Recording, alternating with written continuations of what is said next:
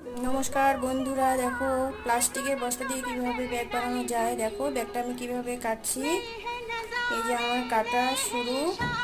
এই দেখো মাঝখানে ফিতা নেওয়া হয়ে গেছে। দেখো বস্তাটার মাঝখানে ফিতা নিব। দেখো আমি কিভাবে সেলাই করতেছি। খুব আস্তে আস্তে সেলাই করবে। দেখো কিভাবে সেলাইটা হচ্ছে। হ্যাঁ, এইভাবে ব্যাগের এই পাশটাও কিন্তু সেলাই হবে। দেখো এই পাশটা সেলাই। দেখো আমি কিভাবে সেলাই করতেছি। কি আস্তে আস্তে করবে তোমরাও। দেখো কিভাবে সেলাইটা হচ্ছে।